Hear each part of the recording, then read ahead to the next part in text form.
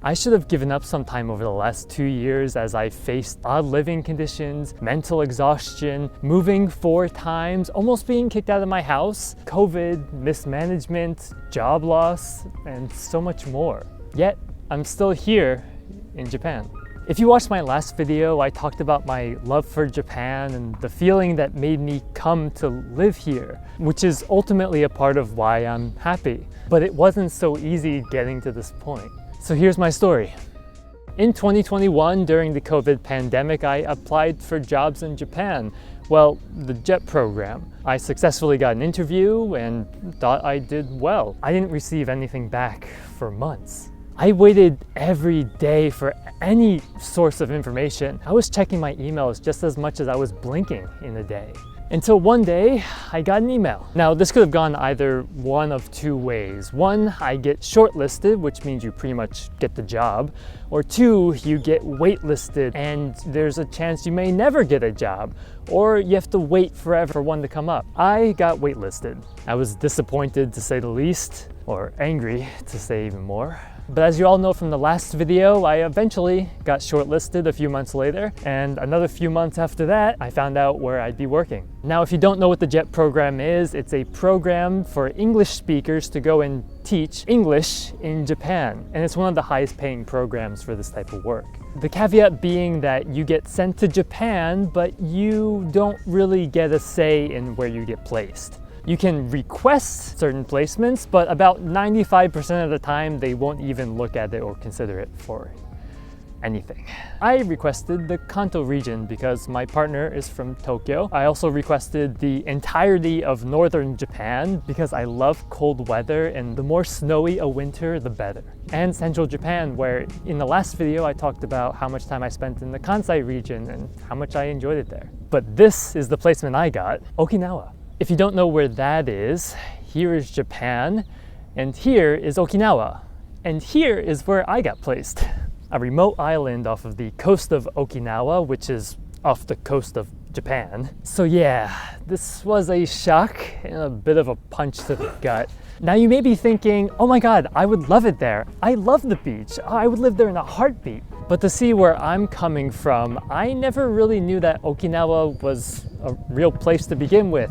I only heard rumors of that it was a very, very hot place all year round. And I love being cold. I would actually love it for it to be winter all year round. And on top of that, I've been avoiding the beach since I was a toddler. I couldn't tell you why, but I just never liked the beach. It actually has something to do with the sand. I just don't like it. It gets everywhere and it's not fun. So yeah, I really wasn't happy about this situation, but I wasn't gonna let it stop me. So I began to think of it as fate. There must be a reason why I was going down this path. Maybe it was for me to overcome my biases, or meant to help me grow in ways that I just couldn't see in that moment. Anyways, I was gonna go live on a remote island paradise, and although I wasn't happy about it at the moment, I was gonna go see it through. And I was gonna do it as positively as I could. Maybe I would grow to like the beach, who knows? And spoilers, I don't really mind it so much anymore, but I have to be honest, I was exposed to really nice beaches during these last 2 years. But the problems weren't all with the placements. For one thing, I wasn't supposed to be placed there. How do I know this? Because historically, there was never more than one ALT or assistant language teacher on this island. And in speaking with my predecessor, he was even shocked that there was going to be 2 of us. There's only about 80 students total in the entirety of the island, and most of them only have an English lesson maybe once a week, once a month, really. There really isn't a need for any more than one person to do this job. And yet, there were 2 of us. I had gotten in contact with the other JET through a Facebook group, and that's how I became to know of this situation. The other guy was actually assigned to this position before even I was. So that's what made this kind of strange. Anyways, I'm gonna get back to this in a little bit. Let's speed things up to my departure to Japan, which went as smoothly as anything could have in the middle of COVID. Thanks to being on JET, I was able to actually get into Japan even facing all of these tight border restrictions. So I was able to get into the country faster than any other foreign resident. This ultimately led to about 4 hours of passport checking, document checking, and COVID testing throughout the entirety of immigration.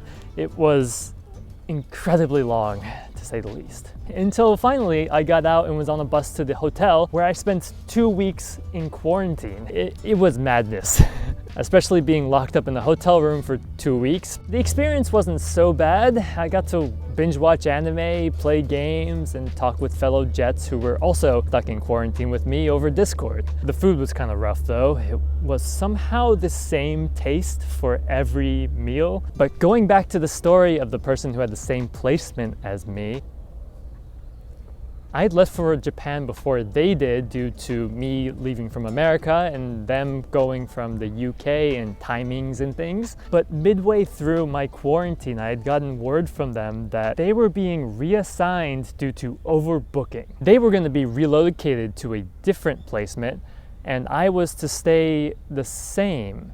Reassigned. Overbooking. Why am I not the one being relocated? Sure, I went to Japan before them, but I was assigned after them. I was not happy. But as they got to escape the fate of being sent to a remote island, I had to continue with it. Again, seeming like it was my purpose to go down this route. But this is still only the beginning. It's a long story, I'm sorry. Fast forwarding towards the end of my quarantine, I get told by my supervisor via email that the house I'll be living in looks like this. Which isn't anything special and it doesn't really look terrible. This is also when they answered some of my questions, such as, will I be given some time to adjust and settle down to the island life, as well as get some shopping done to furnish the apartment that's completely empty? To which I was told, there are no shops on the island, so you would have to leave by ferry, and the ferry may be canceled at any time due to high wind or waves. That didn't answer my question. I tried reiterating again and again, but every time my questions were dodged. And this seems to be a common theme in Japan, where instead of concrete yes or no's and maybe working to create a solution, it's all just kind of loose answers to not make any promises. So anyways, I graduated from quarantine and made my way to Okinawa. Upon arrival, I was met by my supervisor, who was incredibly nice and was extremely helpful, drove me around the island to get shopping done here and there, and they even put me up for a night in a hotel. It wasn't anything special, but it worked. It was nice for a night. But I didn't really know what I needed to get to prepare for this next step. On top of that, I found out through my supervisor that although on the application for JET you have to write in your dietary restrictions, thinking that it may partake to wherever they decide to send you, it turns out your employer doesn't actually get any of that information, nor is it actually considered for your placements. So for myself, I kind of function in between a vegan and a vegetarian. Not exactly 100% vegan, but not vegetarian really either. And in talks with my supervisor, this is when I found out that the island doesn't really have anywhere to eat for people that aren't meat or fish eaters. So this was gonna be rough, it seems. There is a small grocery store for some basic vegetables, but that was really it as far as I knew. Anyways, so the next day I head on the ferry and go to the island. My arrival was amazing. Everyone that I had met was so warm and welcoming. And I want to preface this by saying that anyone I have ever met or dealt with on the island has been nothing short of amazing. The people of this island are second to none, and I have no qualms with them whatsoever about any of the stories I'm going to be telling from now on. I will never more than anything, I will openly say I love everyone on that island. So in the next stories, do not take anything the wrong way. I have no regrets, no negative energy towards anything. But now let's get into the negative stories.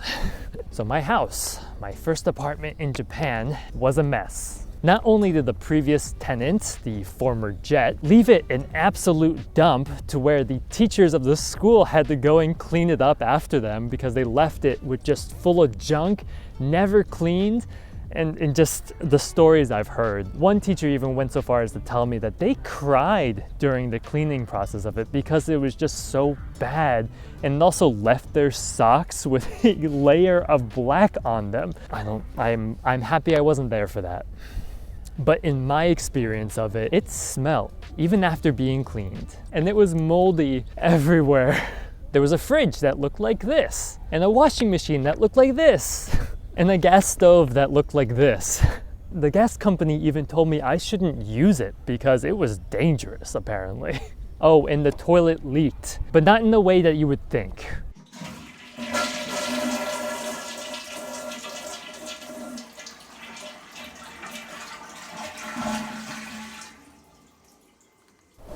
Hi, Amy. Hi. 最初の家はどうだった？最初の家は古い、臭い。なんか日本のもうめっちゃ昔のスタイルの家。Thank you.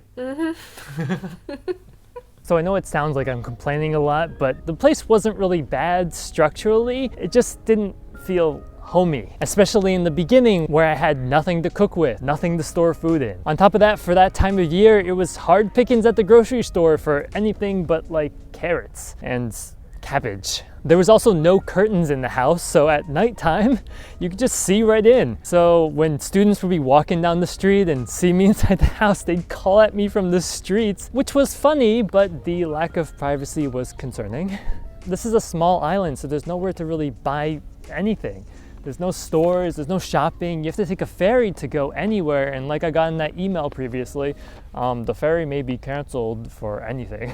There wasn't much I could do. There wasn't really a chance for me to take off work, and nobody really explained to me how the process works or anything. It was a confusing time. My partner did visit from Tokyo for a few days to help me settle in, but she could only stay a couple days, and the rest of it I had to deal with on my own. No internet, no decent food, just a futon and myself. I just couldn't settle down there. It was also during these first few weeks that I found out that the contract I was given and had signed was the wrong contract. The new contract, that was the original one that I was supposed to sign, took my PTO from 20 days a year to 10 days. And they just said, "Oh, sorry, we gave you the wrong one." How does that work? So yeah, I fought this one hard. And remember how in those initial emails that nothing really concrete would ever come back to me as far as responses go? Well, this was happening in real life too. And I eventually broke down after a few weeks of negotiations. So I eventually just kind of gave up because nothing was happening and went so far as to request transfer to another placement in JET due to I claimed I was getting married and had to move to Tokyo. But I was promptly rejected because of timing of things and due dates and whatnot. So mentally, I was drained. I just got half of my PTO taken away from me, and I just felt like everything was against me. It got to the point where I had to go see a doctor. I was just physically doing so bad. And the doctor actually helped me out and went so far as to convince my employer that I couldn't live in that house anymore. And I needed a change in order to potentially get out of this funk. And let me preface this again by saying that everyone in my direct workplace absolutely had my back for everything. All the other teachers and everyone else around me were extremely supportive and did whatever they could to help me. Some people even went so far as to cook for me and invite me to dinner parties and support me, give me things that I needed at the time. They were absolutely amazing, but people's kindness can only go so far. And my supervisor too, don't get me wrong, was great, and they helped me with a lot of things. But their boss was the problem. But because doctor's orders are stronger than my own, I moved. After I think about a month of living there, this would count as move number 2 for me. But it wasn't to Tokyo or anything, it was just to another house on the island. And the second house was so much better. It wasn't perfect or anything. There was termite damage, ants and cockroaches and mukade, but it was infinitely better than the last one. And also somehow comfier, and it had a working bidet. But yeah, it was a perfectly fine house despite a few problems here and there. Life was good. Until I had to move again 3 months later. This time would be due to more valid reasons, like the house I was living in was designated for a particular employee of the school, and a new one was coming, so I had to give up the house for them. It was just how things work, and I had no problems doing it.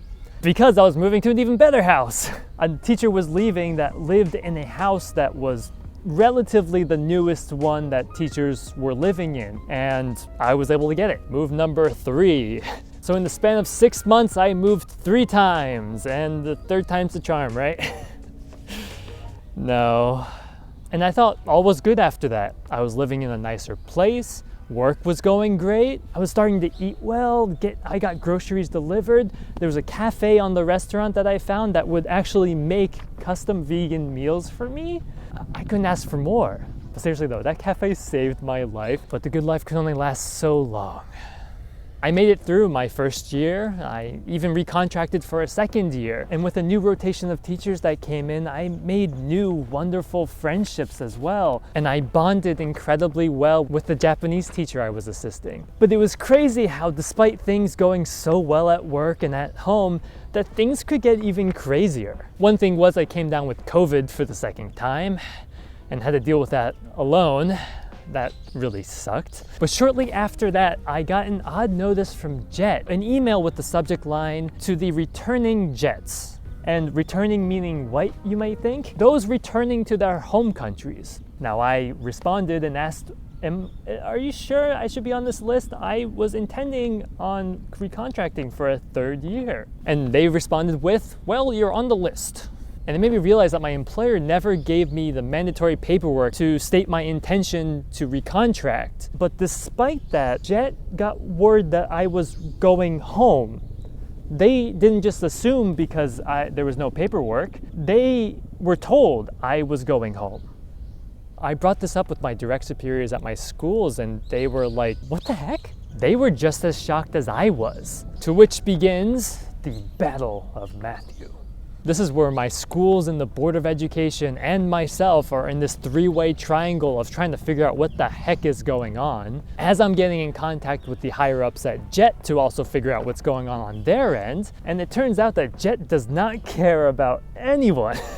The people who I talked to were incredibly nice and very friendly and everything, but all they could say to me was, let me read this here. Yeah, we'll take down your statement and make note of it for if it happens again. That was infuriating. And the teacher I was working directly under did everything they could for me. My principals at both schools I teach at vouched for me to the Board of Education to undo whatever craziness they were doing, to the point where I was finally able to get a sit-down meeting with the Board of Education about this. And the reason they gave me for all of this was Matthew requested transfer at the beginning of his first year, so we assumed he wanted to move to Tokyo. Yeah, I requested transfer and got promptly rejected. I then signed up for a second year because of negotiations between my school, the Board of Education, and myself, in which they told me how much they wanted me to stay, and so I stayed, and I was actually intending on recontracting for a third year, or more. But instead of giving me the paperwork to transfer to somewhere else in Jet so I could keep my job, they tell Jet I'm moving back to America. Like, what? And I hear this in a meeting and I ask them directly, were you ever even intending on recontracting me or what?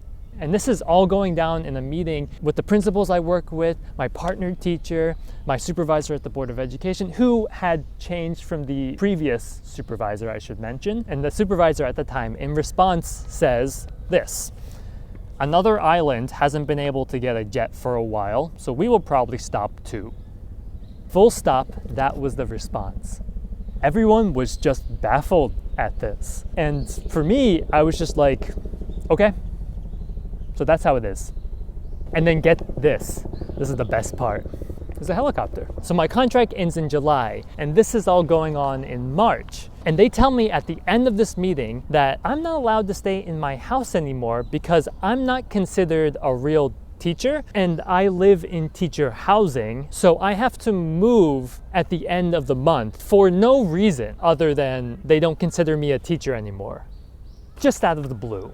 And I've lived in this teacher housing since the very beginning, so none of this makes any sense. They say they'll find new housing for me, but this is a very small island. There's no other housing. And at this point, I'm just fed up. I can't trust them anymore. All of the teachers I worked with had my back. They vouched for me. They did everything they could. I even got really good reviews from parents in the local community. I don't know what I had done wrong to deserve this. Eventually, due to backlash, they lightly offered my job back, and I sat on it because I didn't know what I wanted to do. I couldn't trust them. I kept thinking, when is the next time this is gonna happen again? A couple months from now? When?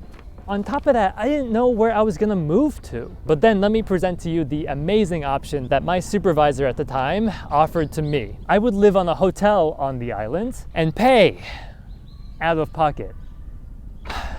Live in a hotel, they say. Pay out of pocket, they say. It was so laughable that it just broke me. There's another helicopter now. Eventually, they took everything back once I rightfully refused that idiotic idea, and they let me stay in my house until the end of my contract period. At this point, I started looking for jobs, and I found one that was really cool, but it ultimately fell through. And no hard feelings, it was just unfortunate. And after that, I kind of just felt lost. I ended up having another period of mental exhaustion to where the doctor even told me to take 2 weeks off of work and more if I really needed it. And I did. And during that time, I realized that maybe this was all meant to be. I even went to the Board of Education again after another change in staff, which actually happens more often than you think, to talk with my new supervisor about recontracting. Wow, this is a much louder helicopter. And they told me that the position was no longer available, and even if they were offering it to me, I would still have to move at the end of my contract. So yeah, must be destiny, right? It was my time to move on. And I did. I left on July 29th, 2023. There's 2 military helicopters right there. What the heck? All right, it's far away enough that I'm not yelling anymore, I guess. I left the island on July 29th, 2023. And although I'm living a life where I'm happy now, like I mentioned in the last video, I miss my time on the island a lot, despite all of the troubles. I loved every single person on that island. I hold no hard feelings. I have only love for the place, the people, the villagers, the students, the teachers. It was a great place for me to start my life in Japan. I now know true lows that I experienced on that island, and it's really helped me to appreciate the life I have now and the conveniences of living in a more urban area, as well as appreciating the winters and cold months and wearing gloves. And there's no snow around here, but snow. If it wasn't for that time I spent on the island, I wouldn't be who I am now. I grew so much from that experience. And I can't wait to make a video about all the amazing things I experienced as an ALT living on a remote island. I hold no grudges, no regrets. I'm just glad I saw it till the end. I should note that the supervisor who royally effed up my contract had left the island shortly after the incident. I honestly believe it was just bad work on their part and they just tried to cover it up. Ultimately, it affected me more than anyone, but this was how things were supposed to go, it seems.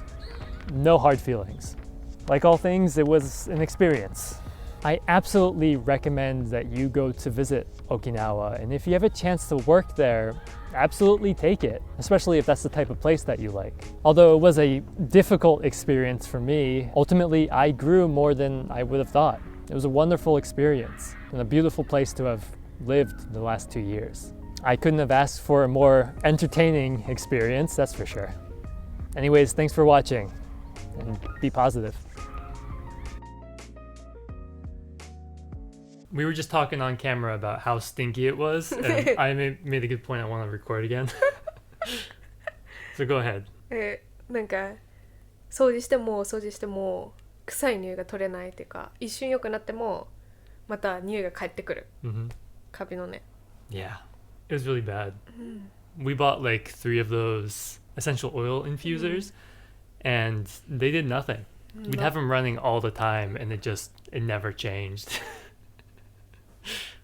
No. Cleaned every part of that house. We were on our hands and knees. We got all the chemicals. We used all the chemicals. Nothing worked. The smell just always returned. Doors open all the time. Windows open all the time. Nothing could have helped that house at all. だから印象は臭いしかない。Yeah.